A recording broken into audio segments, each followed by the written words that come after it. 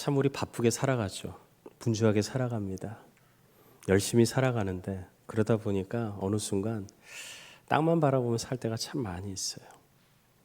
제가 이렇게 운전을 할 때 간혹 이렇게 길을 건너는 학생들 또 우리 사람들을 봅니다. 근데 뭘 보냐면 길을 건너는 게 아니라 길을 건너면서 다 핸드폰만 봐요. 핸드폰만 봅니다. 참 깜짝깜짝 놀랍니다. 앞좀 보고 건너야 되는데 뭐 핸드폰만 봅니까? 또 집에선 TV도 보고 계속 우리는 뭘 보는 거에 익숙하죠. 그리고 아래만 바라봅니다. 그러다 보니까 어느 순간 잠시라도 하늘을 바라보는 것을 잊고 살아갈 때가 참 많이 있다라는 것이죠. 그런데 예전에 어떻습니까? 우리 옛날에 삼삼오오 모여서 그 전기불도 잘 들어오지 않을 때 우리 마을 사람들이 함께 모여서 그 무수한 별들이 있는 밤하늘을 보진 않았습니까? 수없이 많은 그런 밤하늘을 보면서 또 그렇게 수많은 별들을 바라보면서 정말로 장관을 느꼈던 적이 분명 한두 번은 다 있으실 거예요. 특히 들판에서 살아가던 사람들에게 이 밤하늘은 더욱 특별했을 것입니다. 오늘 본문 시편 이 8편의 저자인 바로 다윗이 그러했던 사람이었습니다. 다윗은 이스라엘의 왕이 되죠. 왕이 되는데 그가 어렸을 때부터 왕궁에서 자랐느냐? 그렇지 않았습니다. 뭐 우리가 잘 아는 대로 다윗은요 들판에서 양을 치던 목동이었습니다. 밤이 되면 늘 그 밤하늘 곁에서 그 밤하늘을 바라보면서 그 양떼들을 돌보았습니다. 깊어가는 그 밤하늘에 수많은 별들을 바라볼 수 있었던 것이죠. 그러면서 다윗은요 그 하늘만 바라본 것이 아니라 그 가운데 그 수많은 별빛 속에 하나님의 손길 또한 바라볼 수 있었습니다. 그 수많은 별들을 바라보면서 하나님의 영광을 다윗은 바라볼 수 있었습니다. 그래서 다윗은 자연을 바라보면서 하나님을 찬양하는 시를 몇 편 기록했습니다. 오늘 보면 시편 8편과 함께 시편 19편도 그렇고요. 시편 104편도 바로 그와 같이 자연을 그렇게 경관을 노래하고 있습니다.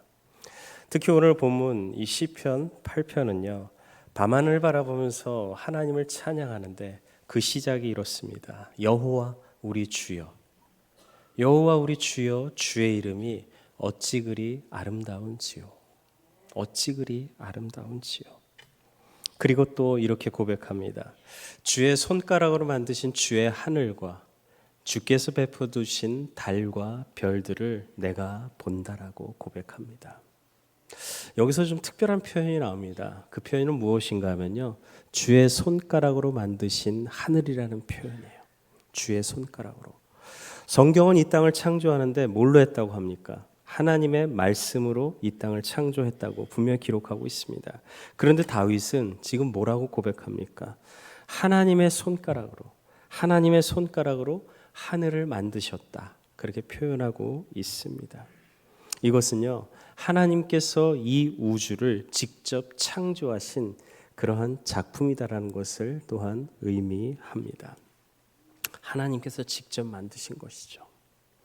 공장에서 여러분 대량 생산하는 그런 제품보다 손으로 직접 수공예의 그런 작품들을 더 귀하게 여기는 이유가 무엇이겠습니까? 사람의 손을 거쳤기 때문이죠. 예술 작품도 그렇지 않겠습니까? 뭐 정말 많은 예술 작품이 있는데 대표적으로 레오나르도 다빈치의 모나리자, 그 그림이 있습니다. 그 그림은 지금 프랑스 루브르 박물관에 전시되어 있어요. 저도 기회가 있어서 루브르 박물관을 방문한 적이 있었는데 그 넓은 박물관에 유독 사람들이 모인 곳이 있어요. 그것이 어디였냐면 바로 모나리자 상이 있는 그곳이었습니다. 정말 많은 사람들이 있었습니다. 그런데 그 모나리자 상은 지금 수십조 원에 수십억의 가치를 한다고 합니다. 왜 그 정도의 가치가 그 작품 하나에 매겨져 있겠습니까? 다른 누군가가 아니라 바로 다빈치의 작품이기 때문일 것입니다. 사람의 손으로도 만든 것이 이 정도의 값어치가 있는데 하물며 여러분, 이 우주는 어떻겠습니까? 이 우주는 어떨까요?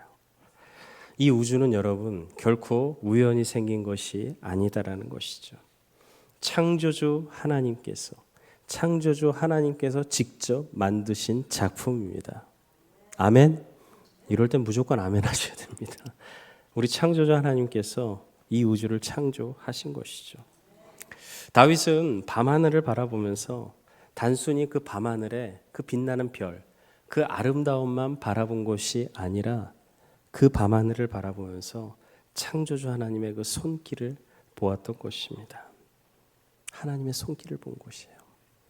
여러분, 만일 이 우주가 우연히 존재했더라면 이 우주를 어떻게 설명할 수 있겠습니까? 우주를 어떻게 설명할 수 있을까요? 그래서 서양인들은 그 하늘을 바라보면서 그 질서정연한 그 아름다움에 탐복한 나머지 그 우주를 뭐라고 불렀는가? 그리스어로 코스모스라고 했습니다. 코스모스, 질서라는 의미가 담겨져 있습니다. 질서예요. 이 세상의 아름다운 것은 결국 무엇이냐? 질서 때문이라는 것. 코스모스 때문이라는 것입니다. 여러분, 무에서 유는 기적입니다. 할렐루야. 무에서 유는 기적이에요. 하나님께서 그렇게 행하신 것이죠. 그 무에서 유가라는 것도 기적인데 그 가운데 생명이 일어나게 된 것, 이것도 기적입니다. 그런 의미로 본다면 여러분, 우리나라도 기적 아닐까요? 정말 삼면이 바다고 뭐 좋은 자원 하나 없는데 우리는 어떻게 이렇게 일궜습니까? 경제대국, 지금은 또 군사 강국입니다. 반도체, 조선, 자동차, 심지어 전투기까지 모든 것이 다 우리 사람으로 행했던 것이죠. 하나님의 은혜 아니면 우리나라가 지금 이렇게까지 저는 올 수 없다라고 생각합니다. 그런데 과학은요, 여러분, 그 생명의 시작이 어디서 왔는지 정확히 말하지 못합니다. 그러므로 과학은요, 기적을 설명할 수 없습니다. 기적을 설명할 수 없어요. 죽은 자를 어떻게 살려냅니까? 어떻게 병든 자가, 앉아있는 자가 일어설 수 있겠습니까? 성경은 하나님께서 넷째 날에 지구를 중심으로 그 광명체들, 곧 해와 달들을 창조하셨다라고 말씀하시는데 창세기 1장 14절 15절 우리 함께 읽겠습니다. 하나님이 이르시되 하늘의 궁창에 광명체들이 있어 낮과 밤을 나누게 하고 그것들로 징조와 계절과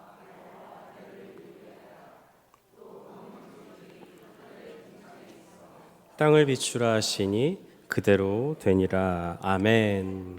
하나님께서 첫째 날에 해와 달을 창조하심으로써 시간이 시작되었습니다. 그리고 넷째 날에 태양을 중심으로 지구와 여러 별들을 그 태양 중심으로 돌게 했고 결국 그 가운데 날이 바뀌고 해가 바뀌고 또한 계절이 바뀌는 그런 날들이 허락된 것이죠.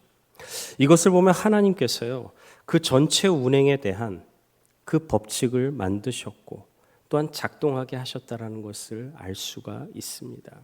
그러니까 이 우주 만물은요, 결코 우연으로 지어진 것이 아니라 우리 하나님께서 철저하고 아주 분명한 목적을 가지시고 이 우주를, 이 지구를 창조하신 것입니다. 이렇듯 다윗은요, 그 수많은 그 별들을, 그 하늘을 바라보면서 광활한 우주를 창조하신 그 하나님의 손길을 보고 있었다라는 것입니다. 다윗은 밤하늘에서 또 한 가지를 보게 됩니다. 바로 하나님의 영광이었는데 1절입니다. 우리 함께 읽겠습니다. 여호와 우리 주여, 주의 이름이 온 땅에 어찌 그리 아름다운지요. 주의 영광이 하늘을 덮었나이다. 아멘. 다윗의 눈에는 밤하늘에 수많은 별들이 단순한 빛이 아니라 바로 그 가운데 하나님의 영광을 본 것입니다. 하나님의 영광으로 본 것이에요. 시편 19편에서도 동일하게 이야기합니다. 1절 우리 함께 읽겠습니다. 하늘이 하나님의 영광을 선포하고 궁창이 그의 손으로 하신 일을 나타내는도다. 아멘. 여기서 하늘은요, 해와 달과 별들이 있는 우주 전체를 말합니다. 우주 전체예요. 다윗은 그 하늘이, 그 모든 우주 전체가 결국 뭐예요? 하나님의 영광을 선포하고 있다라고 지금 그렇게 고백하고 있는 것이에요. 그리고 궁창이 하나님의 그의 손으로 이 모든 것을 다 지으셨다라고 그렇게 또한 표현하고 있습니다. 하늘에 가득 찬 그 해와 그 수많은 별들, 하나님의 그 영광을 선포하며 하나님께서 친히 지으신 그 모든 것들, 그 모든 것을 드러내고 있고 나타내고 있다라고 다윗이 지금 그렇게 고백하고 있는 것이에요. 다윗은 밤하늘에 빛나는 그 별들에게서 결코 아름다움만을 보지 않았습니다. 하나님의 손길을 볼 수 있었고 그 창조를 통해 드러나신 그 드러낸 하나님의 영광을 바라볼 수 있었습니다. 반면에 여러분 우리들은 어떠합니까? 우리 사람들은 어떠하죠? 꽃을 보면 어떠합니까? 꽃의 아름다움만 보죠. 꽃의 향기만 좋아할 때가 있습니다. 하늘의 수많은 별을 보아도 거기에 아름다움만 느낄 때가 참 많이 있을 것이에요. 하지만 다윗은 달랐습니다. 하나님께서 지으신 그 창조 세계를 보면서도 그 웅장함, 그 아름다움만 보지 않았던 것이죠. 창조의 권능과 하늘에 가득 차 있는 그 하나님의 영광을 다윗은 바라보았던 것입니다. 그렇다면 여러분, 우리도 다윗처럼 그렇게 바라봐야 되지 않겠습니까? 이제는 꽃을 봐도 꽃의 아름다움만이 아니라 이 꽃을 지으신 그 하나님의 손길, 밤하늘을 볼 때 그 아름다운 수많은 별들만이 아니라 그 모든 별들을 창조하신 그 하나님의 영광을 우리 또한 볼 수 있어야 할 것입니다. 여러분, 믿음의 눈이 열리면요, 세상이 달리 보이기 시작합니다. 할렐루야. 믿음의 눈이 열리면 세상이 더 분명 아름답게, 그리고 하나님의 손길과 그 하나님의 영광을 바라볼 수 있을 것입니다. 평범한 자연이고 평범한 나의 일상이지만 그 하나님의 손길과 그 하나님의 영광을 분명히 볼 수 있으리라 믿습니다. 다윗은 광대한 우주를 바라보다가 또 하나를 느낍니다. 그래서 고백하죠. 4절입니다. 함께 읽겠습니다. 사람이 무엇이기에 주께서 그를 생각하시며 인자가 무엇이기에 주께서 그를 돌보시나이까. 아멘. 이 광대한 우주를 바라보면 여러분, 우리 사람이란 존재는 정말 작게 여기지 않을까요? 그 우주 생성계에서도 지구라는 것은요, 크지 않습니다. 생각보다. 그것도 그렇게 크지 않아요. 지구라는 별이. 그런데 여러분, 그 지구 안에 있는 우리 한 사람 한 사람의 그 존재는 여러분 정말 어떻겠습니까? 그 작은 점에 하나 불과하지 않을까요? 그런데 하나님께서는 그 작은 점, 그 우리 인간을 생각하시고 돌보신다라는 것이에요. 생각하시고 돌보신다.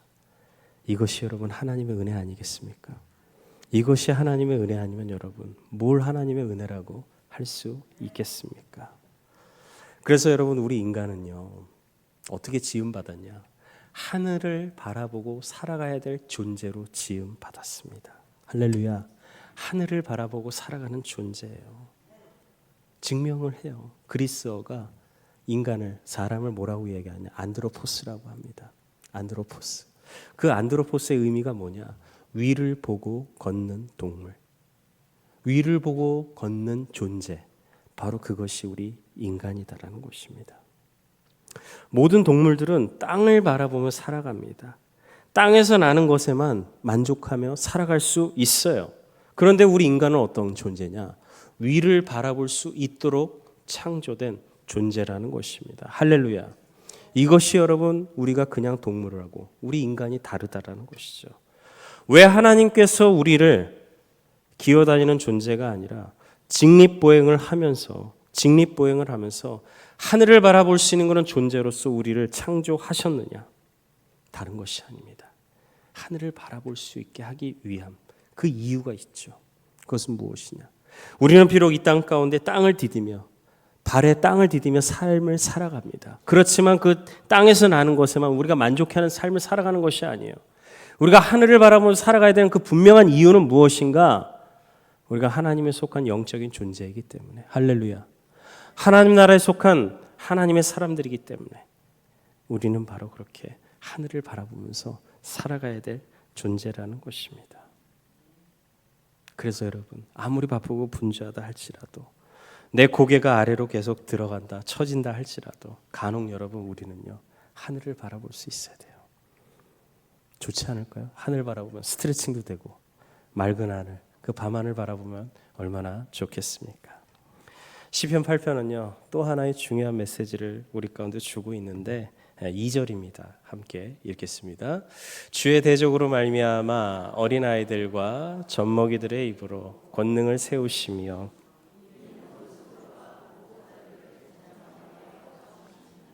아멘. 자, 어린아이들과 젖먹이들의 입으로 권능을 세우신다라고 합니다. 어린아이들과 젖먹이들은 여러분 어떠한 존재입니까? 어떠한 존재예요? 스스로 살아갈 수 없는 존재죠. 100% 의존해야 될 존재라는 것입니다.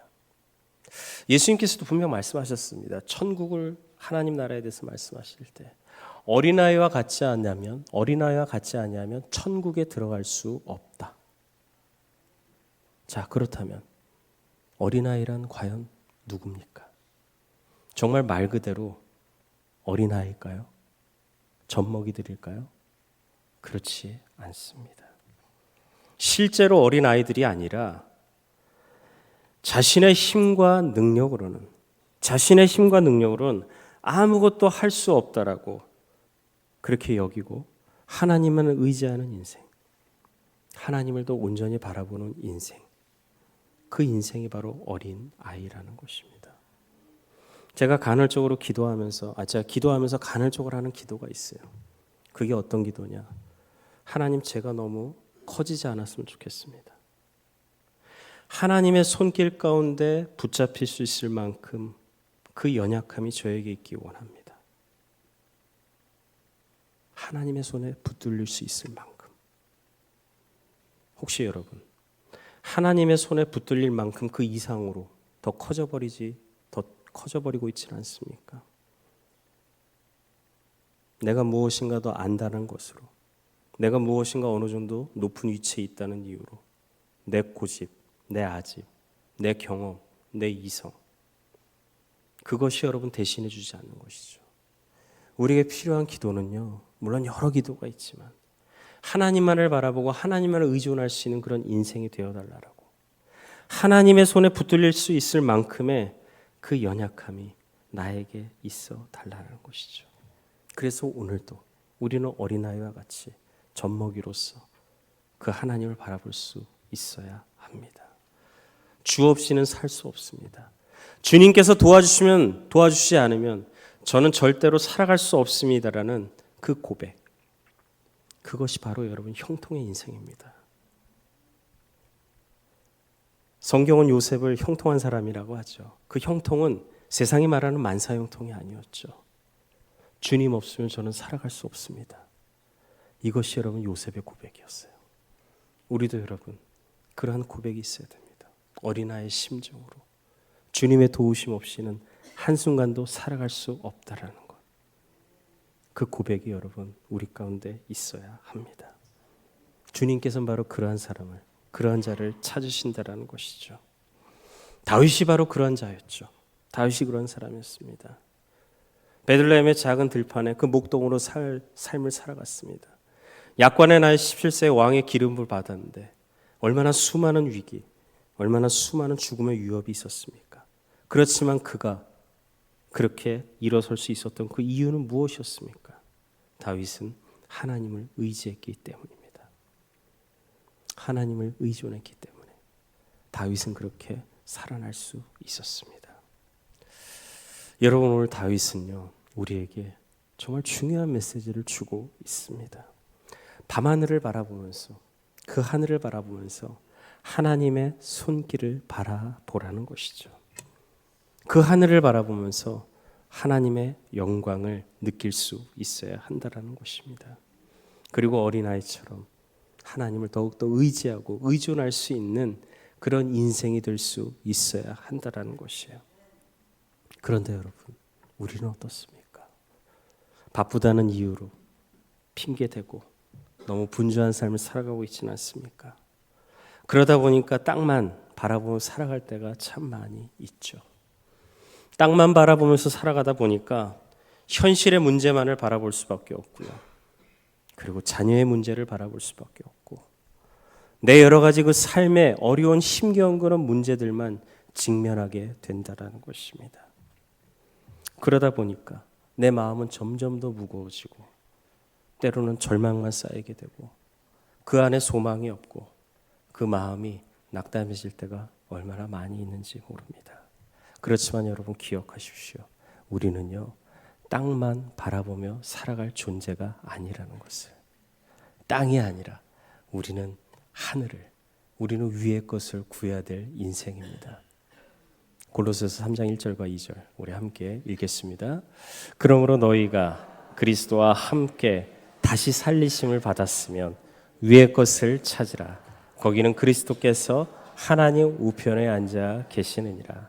위의 것을 생각하고 땅의 것을 생각하지 말라. 아멘. 위의 것을 생각하라는 거. 땅만 바라보니까 한숨만 나오고 불만이 쌓이고 절망만 쌓이지 않습니까? 그렇지만 하늘을 바라보면요, 그 가운데 믿음이 생깁니다. 소망이 생기죠. 그리고 미래에 대한 확신이 생기기 시작할 것입니다. 왜냐하면 그 하늘 너머에는 우리를 창조하신 그 하나님의 손길, 그 하나님의 붙드심이 우리의 삶에 함께하기 때문입니다. 그런 의미에서 여러분, 오늘 밤에는 밤하늘을 한번 쳐다보시면 어떨까요? 도시의 그 불빛으로 별이 보이지 않아도 괜찮습니다. 온 우주 만물을 창조하신 그 하나님의 손길, 그 하나님의 영광을 우리가 하늘을 통해서 좀 바라볼 수 있기를 원합니다. 그 하나님께서 여러분 우리의 인생을 붙들고 계십니다. 그 광대한 우주를 창조하신 그 하나님께서 우리의 삶을 붙들어 주세요. 우리의 가정을 붙들어 주시고요. 우리 자녀들의 그 삶을 붙들어 주십니다. 우리의 미래의 삶 또한 우리 주님께서 붙들어 주시는 줄 믿습니다. 그래서 여러분 우리의 인생은요, 결코 우연이 아닙니다. 하나님의 손안에 있는 인생이기 때문에. 그래서 여러분 우리는 우연이 아닙니다. 그러면 여러분 앞으로는요, 땅만 바라보는 그런 인생이 아니라 하늘을 더 바라볼 수 있는, 창조주 하나님을 바라볼 수 있는 그런 귀한 삶이 되길 원합니다. 어린아이처럼 더 철저하게 하나님을 의지하며 살아가십시오. 그럴 때 하나님께서 여러분의 삶 가운데 하나님의 영광을 더 아름답게 부어 주실 것입니다. 여러분의 그 가정 위에 하나님의 은혜가 더 아름답게 넘쳐날 것입니다. 여러분의 삶 속에 주께서 주시는 그런 평강과 그 기쁨이 더 넘쳐나게 될 줄 믿습니다. 이번 한 주 하나님께서 창조하신 그 하늘을 바라보면서 정말 그 어떤 한 주보다도 더 복되고 아름다운 한 주가 되길 소망합니다. 하나님의 손길을 바라보시면서 살아가는 그 은혜의 삶이 되시길 축복합니다. 어린아이처럼 하나님을 의지하며 살아갈 수 있는 그 믿음의 삶이 되시길 주님의 이름으로 축복합니다. 그래서 다윗이 고백한 것처럼 여호와 우리 주여, 주의 이름이 어찌 그리 아름다운지라고, 그렇게 우리도 함께 고백할 수 있는 우리의 인생이 될 수 있길 주님의 이름으로 축원합니다.